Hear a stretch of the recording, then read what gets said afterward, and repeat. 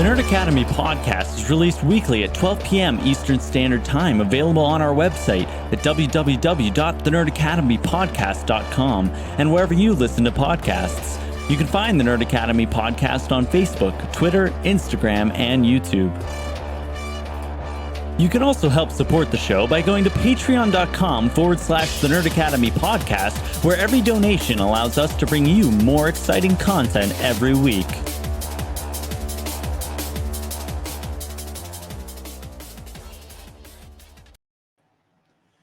Good morning, class, and welcome back to the #1 Contender podcast, the show where your favorite nerds talk all things movie, trivia, schmodown. I am your host, Jarod Bachman-Stubbs, and joining me, as always, is the man who should have been cast as Mario, Travis Grossman. It's me, Mario. Already better than Chris Pratt. I just can't. Don't worry. T-Nap is going to be a lot of fun on Tuesday. I just can't hear him doing it. Like, if he does it and it does it well, that's fine. I just can't hear it. I can't hear Chris Pratt going, "It's me, Mario." Prove me wrong, Chris. Prove me wrong. Prove him wrong. Prove him wrong. So we were out of commission last week, and we're back. So we got to recap last week and half of this week because we're also recording this week a little early. So we will be missing Ben Bateman v. Page for Betty. Oh, so we're just starting round 2 of the tournament then this week. Yeah. So next week, actually, yeah, that works then, because then we'll be beginning round 2 on next week's podcast. So, which that kind of works out. Today, it'll be like slightly dated, but I don't know if you saw the post in the Facebook group, but it was just I forget his name. I think he might be an admin, but and if he's not, he does a lot in that Facebook group. Tim posted all of the matchups for round 2 because we have them all now officially. So I did not. If you would like to rattle that off at the when we're done talking about KO and Paul Walter Hauser. Yeah, we could just give our predictions for, because there's only 8 of them, right? So yeah. Yeah. So do you want to save the title match for the end, or do you just want to go in order of the matches happening? We'll save it for the end. Okay. There's nothing else that happened that's tied to it, right? Yeah. Spoilers. Ethan Irwin didn't get thrown into the singles tournament because of it, so it really doesn't matter. Yeah. So start at the beginning of my very good, excellent, very happy time week. Adam Collins versus Peggy Gubbins. Great match. He said it, not me. There was it felt like a little bit of ring rust for him this season, just kind of coming out. And it's weird because it's weird saying that somebody in their sophomore season had ring rust. But it really didn't feel like early into this season that Adam Collins was the absolute trivium powerhouse that he was last season. And, he got chin checked a couple times this season. And I think, as a person and as a competitor, in the long run, I think that might have been good for him. Mm-hmm. I think for sure. I think that I think it would be very easy for one to feel invincible after his performance last season. Mm-hmm. And having a couple of moments where Dan Murrell, I almost said Dan Bull, not the British video game rapper, but having Dan Murrell strike back, having a loss here and there in both teams and singles, I think that was good for him. I think it was really good for him to, in the long run, go, okay, this is where I can improve. I'm already S tier as a player, but Yeah. this is where I can become better and become more of a threat and become slightly more impervious to other players. And it's just like it was important for him. There's no such thing as a perfect player. No, there just never. isn't. And it was, I forget where I was going to go with that all of a sudden. I had this whole thing lined up in my head and just vanished. I hate when that happens. Yeah. But yeah, it was like there's no such thing as a perfect player. He needed to. They've all lost several matches. And the fact that he's not taking this hard, right? Like he lost to JT. He's like, yep, not my best performance, but now I get to play in the tournament. So Yeah. now he gets to.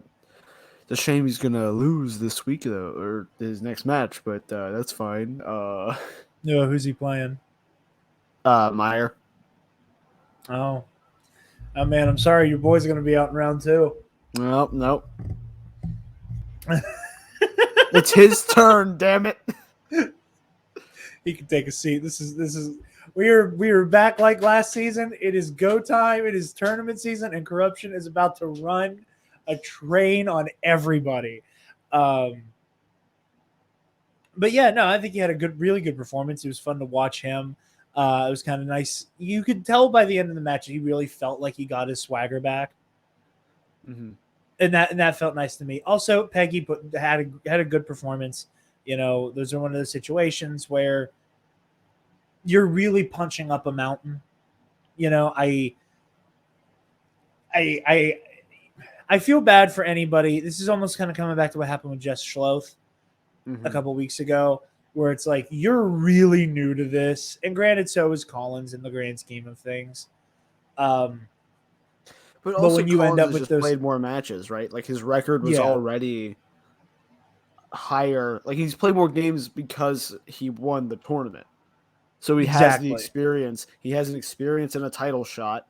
He has, just all of that build up already, and most of these second year players played like 2 games last year. Yeah.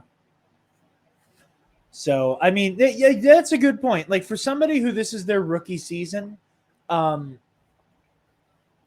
you said, like most people whose sophomore season this is, they played, 1 or 2, maybe 3 matches last year in total, just because of how everything shook out in tournament season. Because of that, Adam Collins almost feels like he's a player who was around since like 2018. Like when you look at just by sheer numbers of matches played, you could get that vibe that's how long he's been around. But yeah, no, very big win for Adam Collins. Very happy, putting hella points on the board for corruption. I was watching this in my kitchen while I was doing dishes. I had it on the TV, and I was I was like, this is what it feels like to watch sports, because I was screaming at the television the entire time in joy. And again, to any of our loyal listeners, you never want to watch a match where someone in corruption is playing while I'm watch a match with me when corruption is playing any member at all. I'm insufferable and I'm aware of it, and Travis deserves a medal for dealing with me. All of my friends deserve a medal for dealing with me, but Travis in particular for watching the Schmodown with me. The only exception is when both players are from corruption, in which case you don't get like upset when one of them misses, because you're like, well, corruption wins regardless, so who cares? Unless it's Mike. If Mike's playing, you flip back. Right? When Mike's playing, I somehow get worse than normal.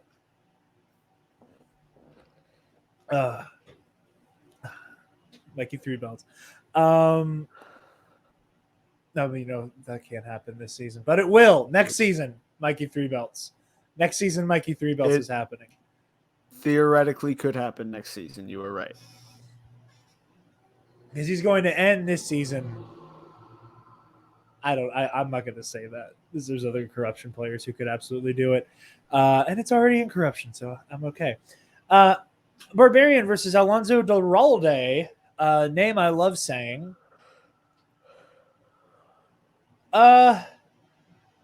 So we litigated this quite a bit on Campus Life last year. I'm a stickler when it comes to Christmas music.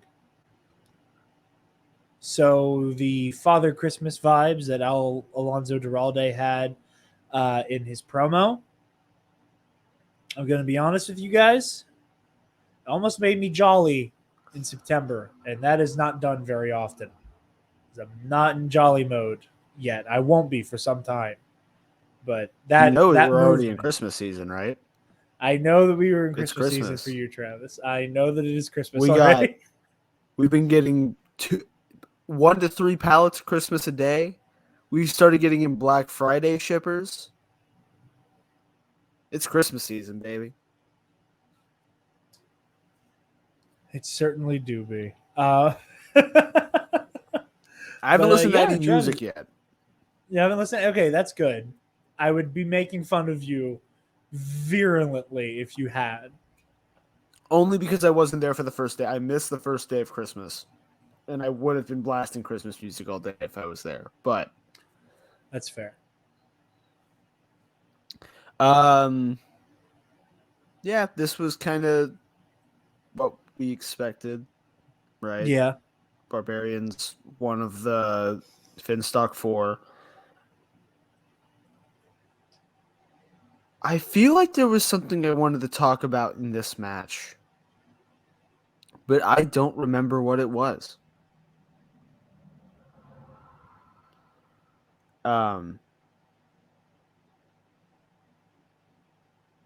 Maybe something involving steel. I don't remember. I listened to this one while walking to a donut shop to buy the best donuts I've ever had in my life.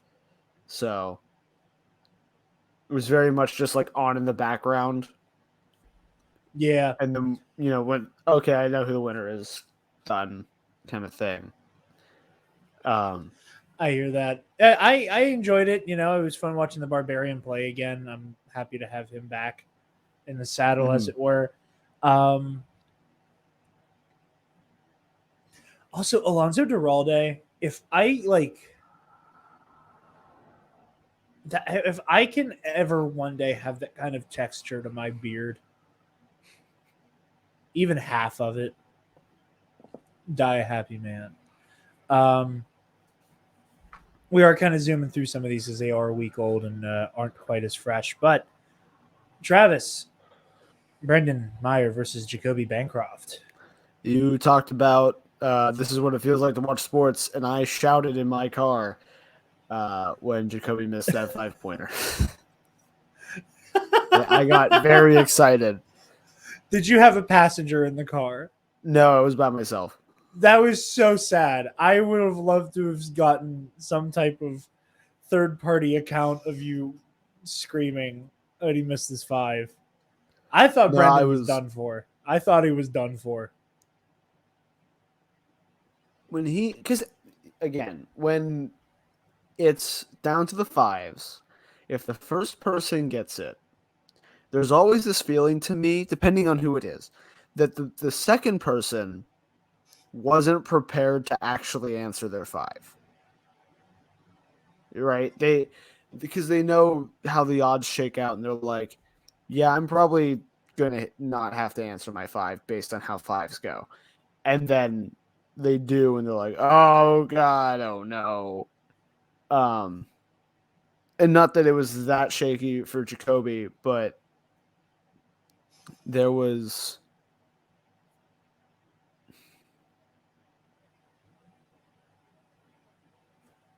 I don't know, definitely like...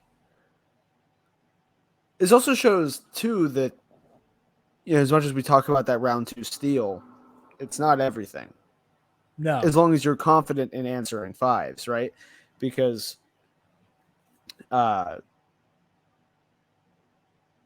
Brendan lost 4 points, and he lost 4 points in round 2 with a steal. Yeah. And still won because of the 5-pointer. Just... I think slightly reminiscent of the like how you pointed out Thomas Harper had a lower correct percentage rate in that championship match, but still came out on top. have an even bigger version of that to talk about with the title match that Yeah. happened, the singles match. We'll talk about that later. But like, it's less about your correct percentage and about the ones you get correct. And I think the 5-pointers are the ones now that you have to focus on getting correct, because if you miss, right, like you should always obviously try to get the question right, but like missing in round 2 is so much worse than missing in round 1 or the beginning of round 3, because of Yeah. how hard the points can swing. And Brandon was able to overcome that because he got his 5. And I think that's a lesson, is that people need to start training and answering 5s as best they can. Yeah. Yeah. I think that, and that's so hard too, because like again, like not Yeah. neither of us are like that up close and personal with the training process. But man, I don't know how you prepare for 5s, how one would imagine preparing for 1. But if I were a manager, training right now revolves around 5s. Like entire sessions are 5-pointers. Mm-hmm. Just to like really, really, really hone the ability to hit one of those. I feel like you train, weaker categories in round 2 and 5s. I think that's where you have to focus. Yeah. And then if you end up at a championship round and you're new to it, you got to train that buzzer, right? Yeah. Or buzzer. I'm thinking betting round, because that was the. You can't. I'm excited to. There's no training for the betting round. It's just no. I'm just thinking about the betting round in the title match that we're talking about, and got very excited thinking about it. We'll keep with the singles tournament here, then talk the Star Wars match, and then title match. So Mike the Killer Kalinowski versus Paul Walter Hauser. This was a fun one. This one was really fun to watch. I liked watching KO fight for it. I felt confident in him throughout it. I did. I happened to glance at my phone. I opened YouTube by accident and like was just looking at the homepage, and since it was like premiering while I was at work, it was just showing me like the moving image and not it wasn't playing the audio. And all I could see was like 5-point question, and I was like trying to read it while that's happening. And I was like, oh, I mean, I'm going to go back and watch it anyway, but please don't, please. And then I see the wipe, and that wipe was like the longest like second and a half of my life. I was very excited. I was like, okay, cool. I can't wait to go watch this. And I was like, wow, he really fought for that one. Cause that was a hell of a match. It was a hell of a 5 on Mike's end. It was funny because here's a fun little nugget. One of my regulars at the bar, we talk about movies somewhat frequently, and he's trying his damnedest to get me into horror, and was talking about like older horror stuff, and decided he was going to try to appeal to my Star Wars fandom, and was trying to sell me on the Hammer Studios stuff, and was talking about the Frankenstein movie, the Frankenstein trilogy that starred Peter Cushing as Victor Frankenstein and Christopher Lee as the monster. And I was just happy because I knew that because I had like literally just been talking about it a week ago, and decided to reread / listen to the audiobook of Mary Shelley's Frankenstein because of it. So like Frankenstein was just on the mind for me these past couple Don't you weeks. mean Frankenstein? Yes, Frankenstein. I want to make Levi watch that match just to see Levi's reaction to him saying Frankenstein like 6 times. And then watching him in real time realize like, oh wait, why am I reading a Frankenstein? Did you catch that? Yeah. I also saw that. Whatever. I thought that sounded weird. Yeah. I love how you said, Jen, thank you for making me laugh. So in the private chat, Jen Sturger's like flaming Harloff. Mm-hmm. So the Mike Kalinowski drinking game is you have to take this only really works in singles. You have to take a shot every time when Mike gets a question right. He goes, "Really?" Or he's like surprised, and you have to double it if before he gives the answer he goes, "I got to go with my gut." And that's not to like flame him. It's just that it happened so much this game that I was just chuckling the whole time. I was like, because you can tell he's not doing it to meme his opponent. Like Ben Bateman would do it to get his opponent in a weird. He's not doing the Ben Bateman. Oh man, I had bad boys. Like, oh man, oh no, I had the correct answer. Right? No, he's like, I think it might be this.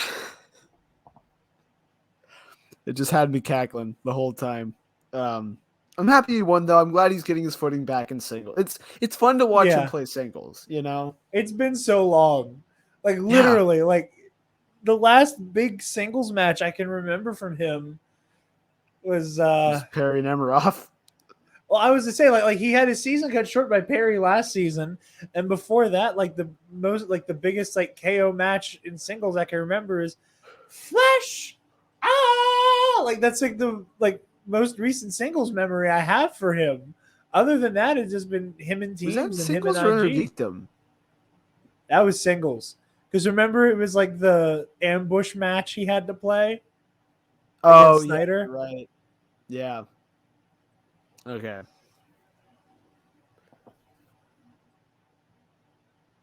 It's so funny. I would. That is on the list of matches I wish I could watch for the first time again. It's like, wow. Do you want to get that angry? You're like, I need to feel rage. I want to have the conversation with you a second time because that was hysterical. Because we didn't do a Schmodown podcast at the time. I was like, who the hell did he have to play first before Snyder? Was it Bateman? Yeah, it was Bateman. That's what I thought. So he's like, it's like going into round 3 of his match with Bateman, and I'm like, wow, he's about to win. And I sent a picture to Travis. I was like, wow, like Mike's gonna win.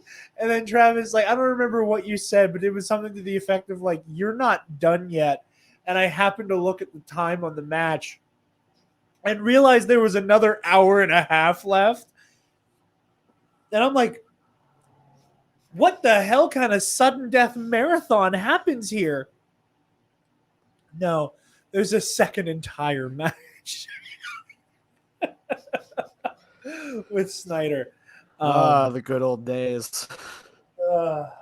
We'll be getting back to that fuckery in the years soon. So I'm using my one. I think it was very well placed. But yeah, no, this is fun to see him, shake off the webs in singles, do his thing.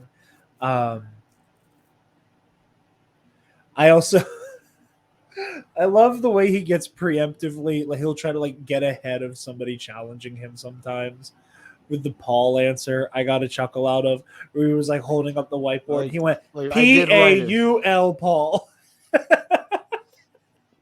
I thought was funny. Yeah. But yeah, so singles tournament's coming along fun. Travis, would you like to give us a preview of round 2? So our round 2 matchups starting today with I closed out of it because I'm an idiot. Bateman and Frabetti is tonight. Yesterday, when you're listening to this, then we have Horowitz versus Griffey Nooms, which is the undercard for the next time match. Dan Merle versus Lon Harris. Paulo Yama versus the Barbarian. William Bibiani versus Ty Lieberman. Adam Collins versus Brendan Meyer 2. David Del Rio versus James White. I can't remember his first name.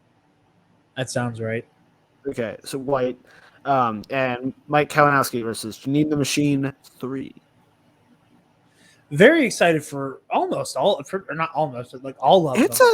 That's a killer lineup of matches. Like, that's just for round 2 of a tournament. Like, yeah. All of those could theoretically, like, all of those feel like they could be number one contender matches. Yeah. So very exciting indeed. And corruption hasn't been knocked out of this tournament yet. Nope. So I don't think any faction has.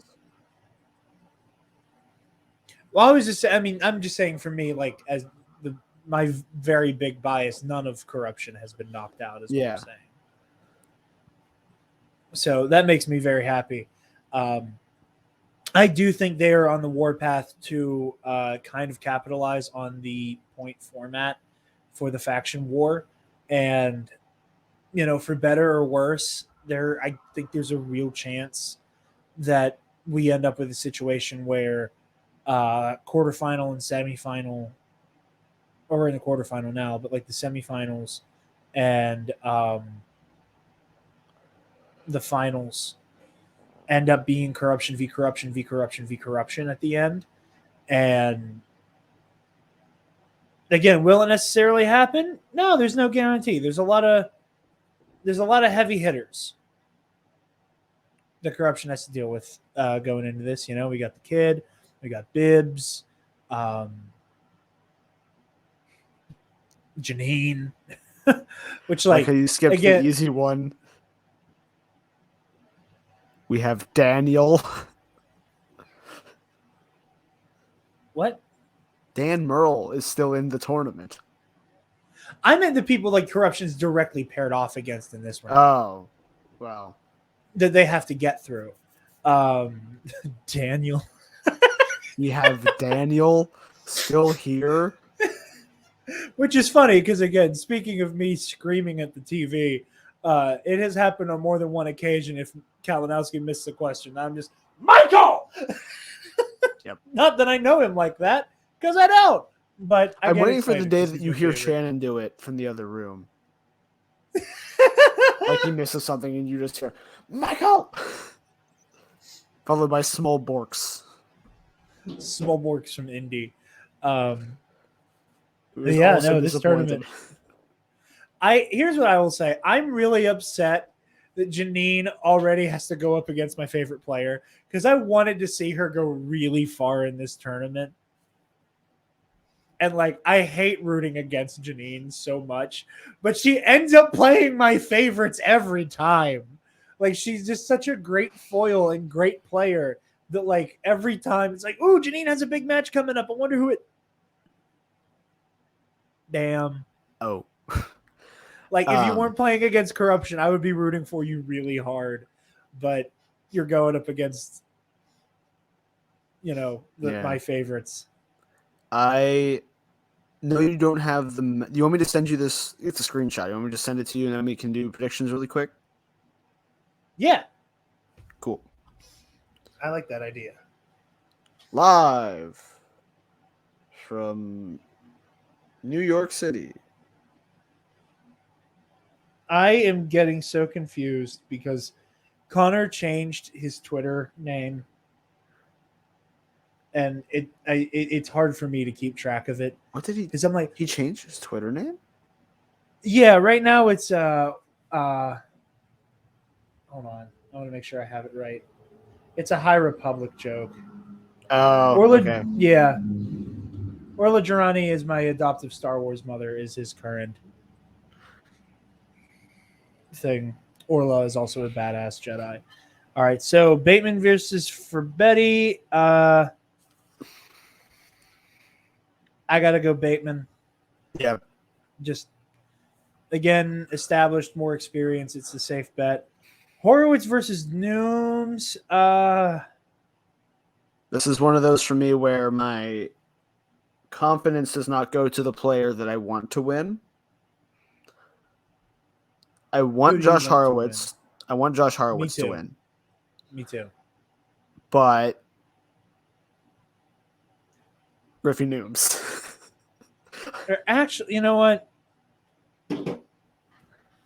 I take that back. I'm pulling for Griffin Nooms because I think that's better mathematically. I'm sorry. That's everything I'm betting. I'm basing my entire season at this point around I Around meanwhile the math of the faction I race. I'm I glad don't you're care still at all having about the faction fun. race. I know. I just want them to win so bad. um, But I hate being competitive secondhand. Yeah, I'm pulling for Nooms. yeah, like I said, Because the exchange is all the way in fifth. I think Nooms will win. I want Horowitz to win. They're both great, but Nooms has pitched a perfect game. I feel like he's just on a roll, right? I don't know that he'll necessarily get to a title this season, but he's like, I'm going to talk about this later, but the idea that like a player has to be ready to win the belt in whatever division they play in. I think, I don't think Griffin Nooms is quite there, but he's like really close. And he'll be there faster than most champion players, Yeah. But yeah, I could go either way. I am pulling for Nooms just because the math is better for corruption that way. Bibiani versus Lieberman. I think Ty Lieberman is going to be able to give Bibiani a run for his money. I would agree, but it is still I- William Bibiani. It's William Bibiani.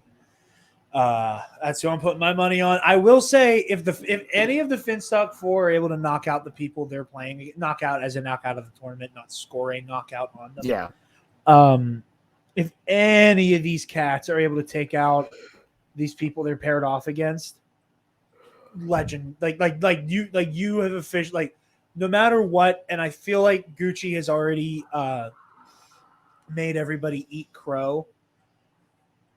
Oh yeah, for his sure. nearly all rookie draft decisions.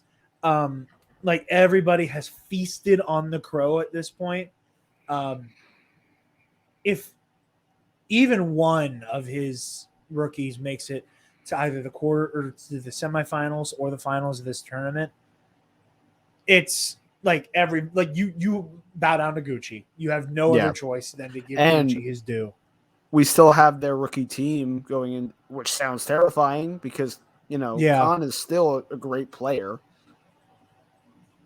And again, Griffey Nooms. Like, yeah.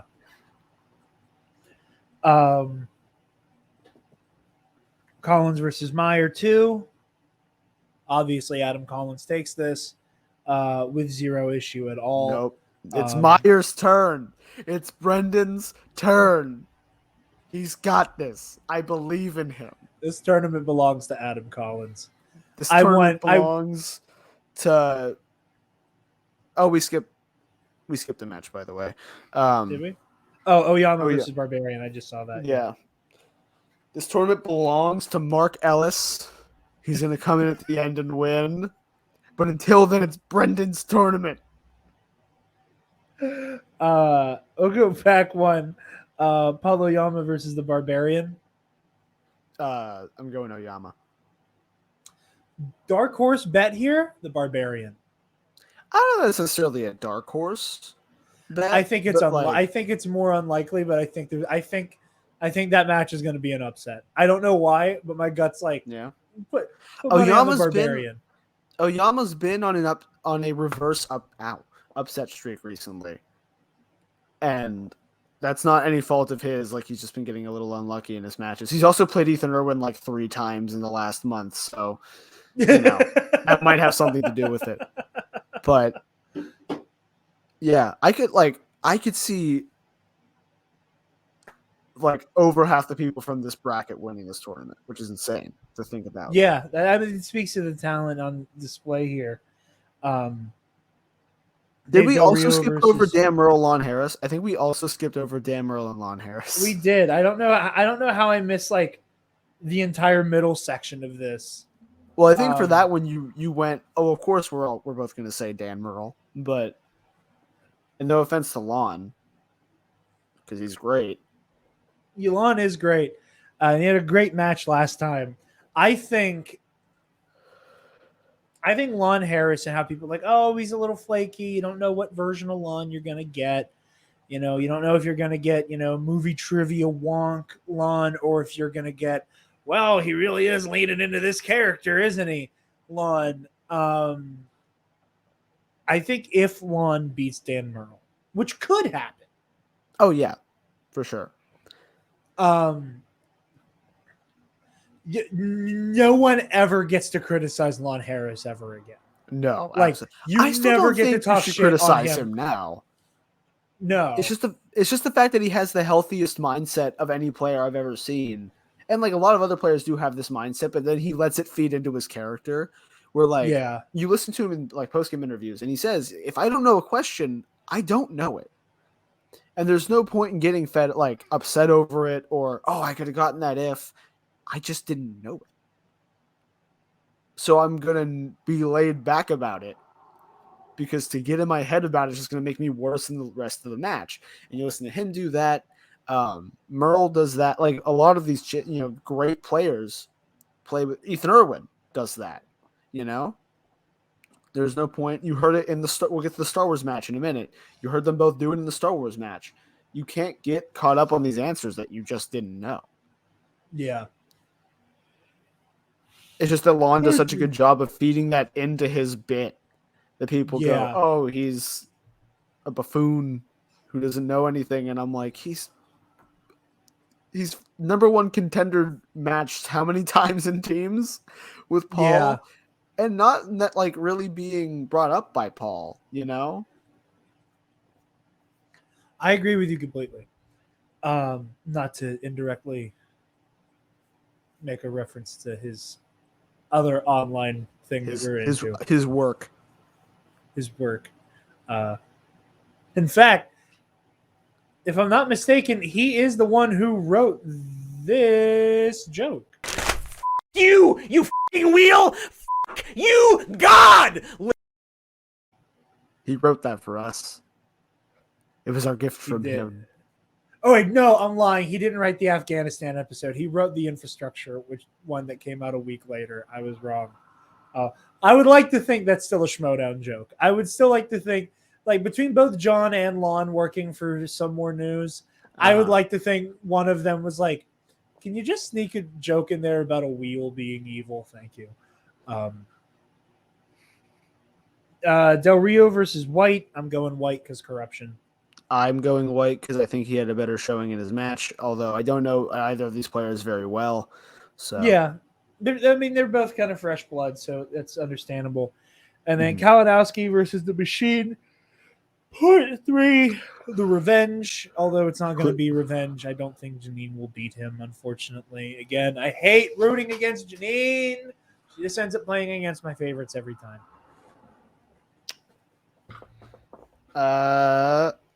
Yeah, I think my money...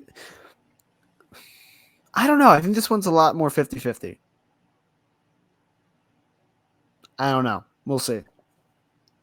I will say this, and I've never been... it's not often that I say this whenever Kalinowski's playing. He's fun to watch. He's fun. He's even more fun to watch win, and because I can't help but be secondhand competitive, I get upset anytime corruption loses. But if Janine beats KO, I don't think I'll be upset. You'll be upset, but you won't be like fuming mad. I will be happy that a worthy rival took him out. Yeah. No, yeah, you're not gonna. I've seen you getting stinks over Mike losing. You won't get in one of those. No. Especially because he's going to play it spectacular regardless. Well, actually, that's not necessarily true. No. He's got to get through Moses in a week. Which I think he will. Oh, I think he will too. But regardless, it's not a guarantee. But if he doesn't beat Janine, if Janine defeats him,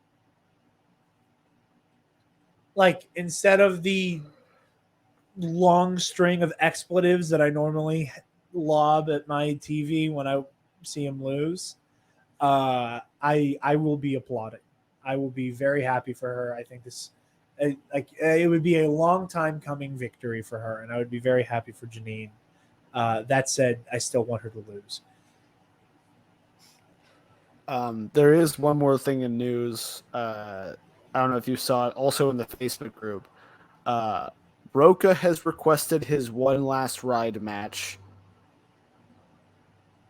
from Harloff for Spectacular. Man, we don't know who he wants to play.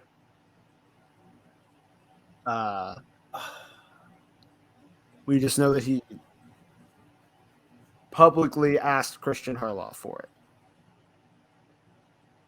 damn. I didn't see that.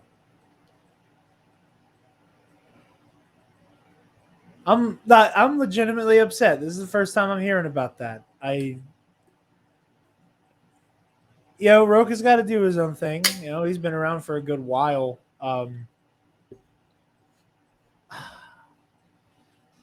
Roca, a Schmodown without Roca will be a slightly lesser Schmodown.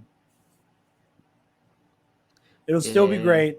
It'll still be great because there's a lot of great people. But John, big shout outs to John Roca.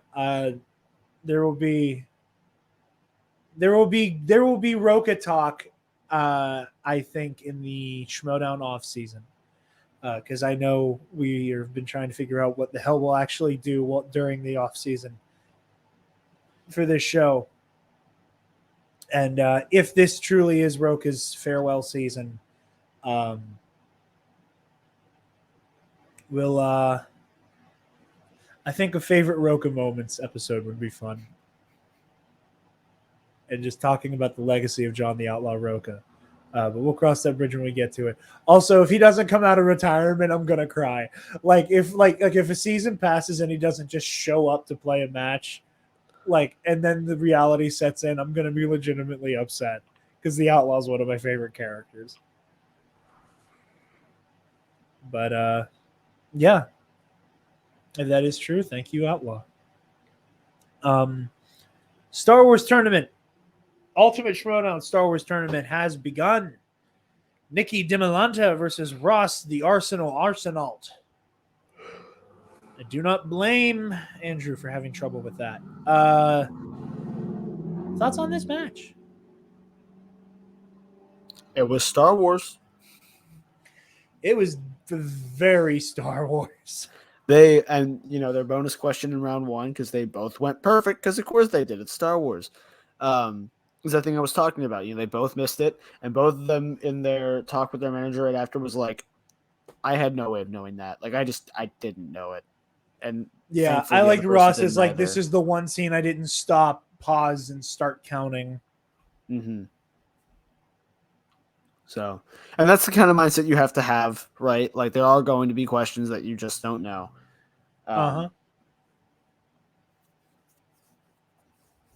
There's just nothing you can do about it, But no, it was a great match though. Nikki DiMolanta is she's great.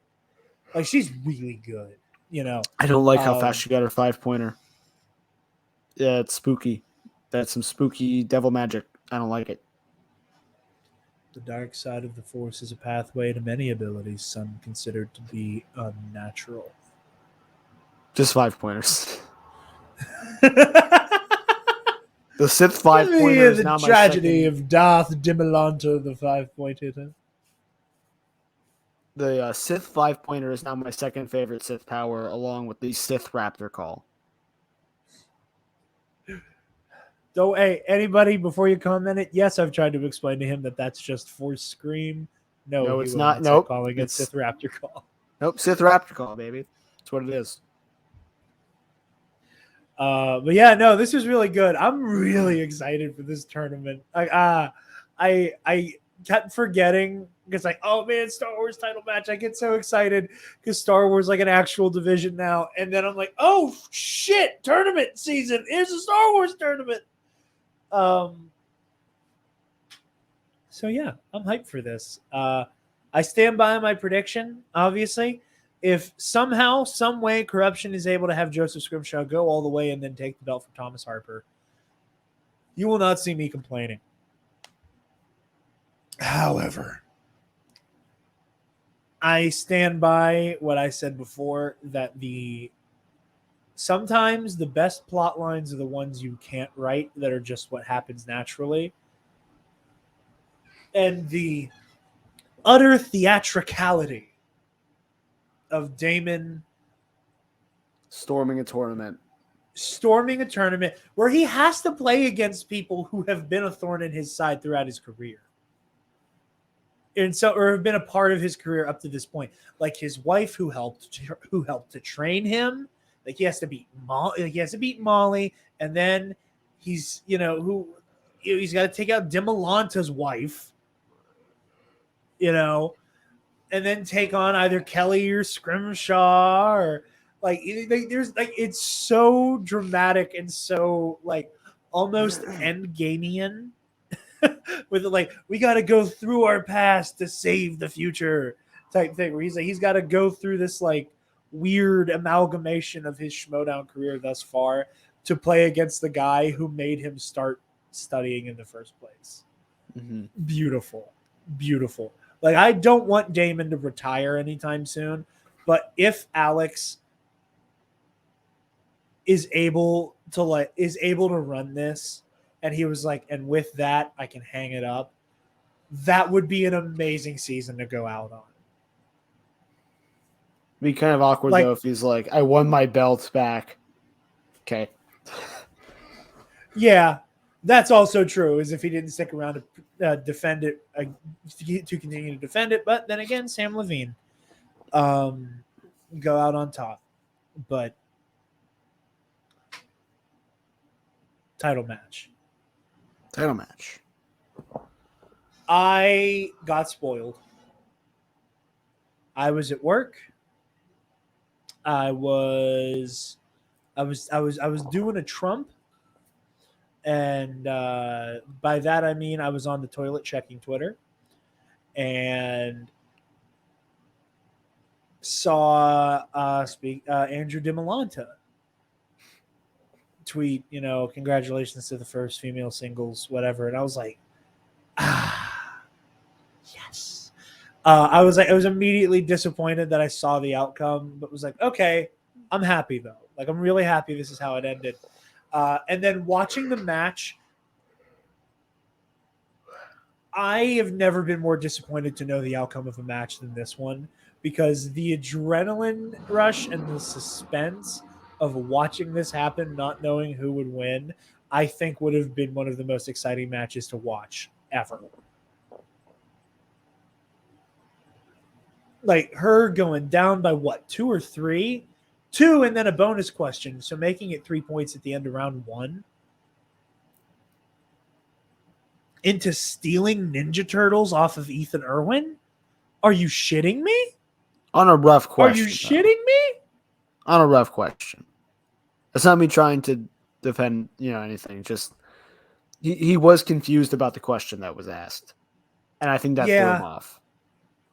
That definitely threw him off. I was I think there could have been grounds for a challenge. I think that the reason why I think that the reason I didn't bat an eye at it, and granted, maybe it has a lot to do with the Star Wars division and how the stuff is phrased in that division, with a lot of the what is the first line of blank? What line of dialogue? Blah, blah, blah. And the fact that is normally the verbiage used. Yeah. That it's what is the first line of dialogue spoken by such and such? What is the first whatever?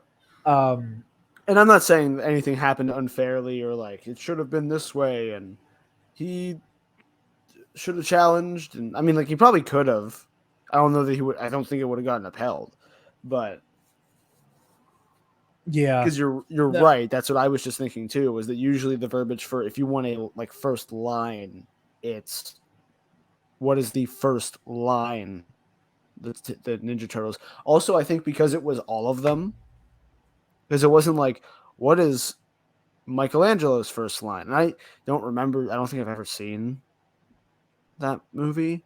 You ever seen the 90s Ninja Turtle movie? I don't think so. Oh, it's good. It's fun. I watched all the cartoons as a kid. I never watched the movies. But I think the fact that it was all of them, like, what is the first word all of the turtles say? And not like, what's Mikey's first line? I Yeah. think is the difference there. And he would have been right. I think he was like radical. Like he's like the first thing or whatever he says. It's like right after they chase away the Foot Clan goons. Mm-hmm. And he would have been right. Also, Marisol's answer, he's like, pizza. I was just fucking precious. There's the second one. Shit. My bad. Joel doesn't watch number one contender. It's fine. But yeah, no, like the that steal and then going into that big betting round gaff for him. And that's I would have been. Well, I would have woken up my entire house if I had like not. I don't know you, scam likely. Leave me alone. I've never met a scam likely in my life. No, nor have I. But yeah, that's what I like, and this is what I'm talking about. Just like training for the 5-pointer you have to be ready for, and training in round 2. Not as much the betting round because there's less strategy in the betting round that I think people let on. I think in almost any case you just go for 3, and just I mean, I agree with you because more often than not, the people we see in the betting round are the people whom are confident. They have the gas behind them to confidently bet 3.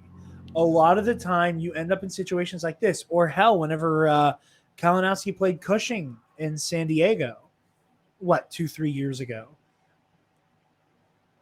There's like that betting round. Like the reason why a lot of strategy goes into it is outcomes like this, where you have to really weigh your options, and that like if Ethan Irwin had bet slightly less, worst case scenario, he and Marisol are tied, or she has like maybe a 1 or 2 point lead.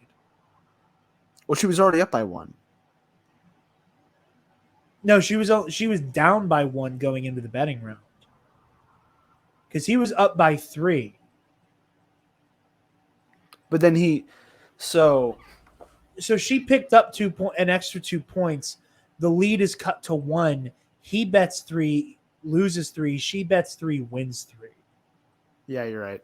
Because like in my head, because in total he lost 10 points, which is again how he lost. In 2 questions, he lost 10 points. Because I think a lot of people don't, I'm sure a lot of people do, realize how much the point swinging matters. Like, missing the question is not as important as them stealing in round 2. Because if you miss a question, like, yeah, you're down by 2. If they get it, you're effectively down by 4. Yeah. Right? And oh yeah, she would have been up by 1. He had a 3-point lead. He lost 2. She gained 2. He's up by 1, or she's up by 1. He didn't lose those 2 points in round 2, though. He just didn't get them.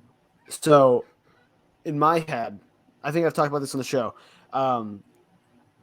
If I was a player, and this is how I like track the game when I'm watching it.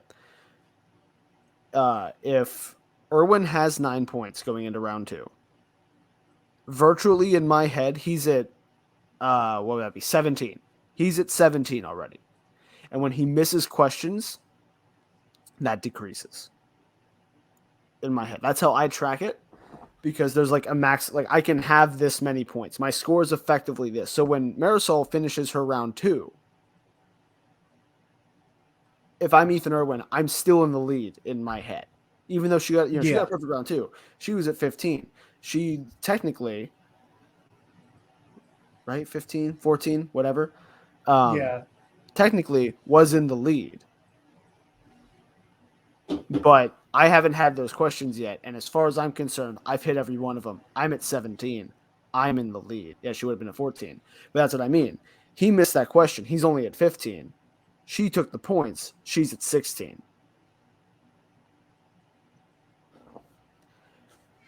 I see what you mean. I understand. I think I understand it. Yeah. But yeah, like if like, but that's where the strategy in the betting round comes into play. Like, yeah, But I think more in often this than scenario, not, yeah, I don't think Irwin did anything wrong. Like, he missed the question, obviously, but I don't think he did anything wrong because in that scenario, if you're only down by 1, if you bet anything less than 3, and she did bet 3 and she gets it right, like, it's an arms race. The betting round's always an arms race, and in most case scenario, you have to full gun it or risk widening the gap even more and making it even more insurmountable.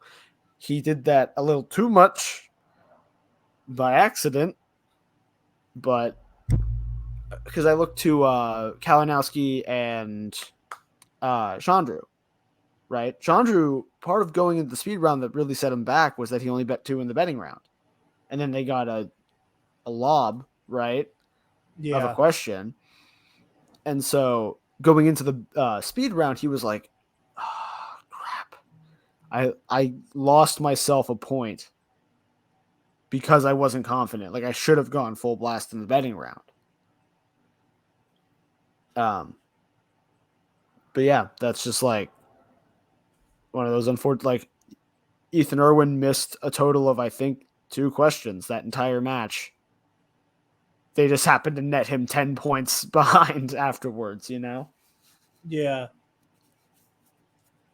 It was it was just so incredible to watch. And the other thing I wanted to talk about, I talked about the idea of players like being ready to be a champion, right? I wasn't sure Marisol was there yet. You know, I knew she was close. I knew she was working her way to it. Watching her play the speed round is what I didn't watch. I listened, but listening to her play the speed round, because again, in my head, I get to the speed round and I'm up by 7 points, and there's only 5 questions. Strategically, I could just let Ethan Irwin try to get all of them and still retain, at worst, a 2-point lead going into round 5. Right? Yeah. There's a definite strategy in, I'm going to take the brakes off as someone who's never played with the buzzer, as someone who already has this gargantuan lead. I'm going to use it to my advantage to minimize this space I could be weak in. Instead, she went blow for blow with him and only lost. She didn't lose a point, but like the lead only got cut by 1, which basically won her the match. Yeah. Because again, if you go into the final round with a lead higher than 4, that the game is basically over. Yeah. Statistically, probably. Like, again, there's always a chance someone rebounds, but, you know. Because at that point, well, okay, a lead higher than 5, I should say. Because at that point, she has to miss her, her 2 or 3 and her 5. And she's not going to miss her 2. She's almost definitely not going to miss her 3.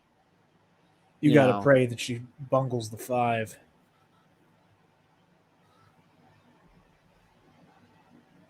So I was so happy watching this match. I'm so happy. I'm like I said, I said that night, and I'll say it again. I was like, I've never been that proud to be a Corruption fan. You know, his history making match. I've never been so happy to be proven wrong. You know? Yeah, it was incredible. You know, she proved her mettle. Like, in those moments of like having the better play in the betting round, and that Ninja Turtle steal. It was incredible. Yeah. Like, that was just such a big moment, I think. That I think really helped sell that win. But yeah, I think that's all we had this week. I think so. Travis, Me. where can the lovely people find you, good friend? They can find me on Twitter and Instagram at Travis Political. Yes, they can. Jared. Yes.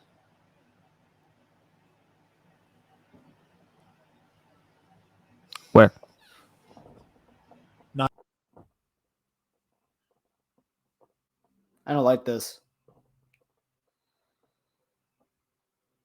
I don't like this at all. Okay, I just wanted to make you scoring for a little bit. You guys can find me on Twitter and Instagram at DarkJedi2552. And you can find the Nerd Academy podcast on Facebook, Twitter, Instagram, YouTube, and on our website, www.thenerdacademypodcast.com, where, if you're feeling generous, you can donate to our Patreon. Give me $1.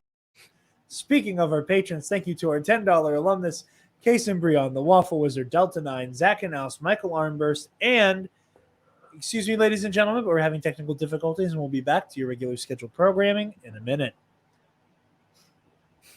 October's almost here. I'm waiting for a different name. Be sure to consider the $5 tier. You get access to the Knights of the Nerd Republic Versus series. Coyote Mundi versus Lord Vindican is out now.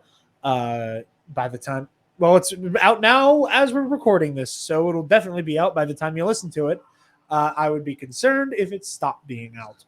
But it is out, so go listen or watch that at the $5 tier. Heroic History 101 will be back this month. Spencer has orders to bully me if I don't finish Dark Knight's Metal and to bully me to finish it, so there will be an episode of Heroic History 101 that comes out before the end of October, and we'll hopefully get back on that horse. Thank you all so very much for your patience. Be sure to like, comment, share, subscribe, rate, review, do all the things. Thank you all so very much for watching or listening or however you watch this show. And smash cancer. Stop! Move away from the cookie jar!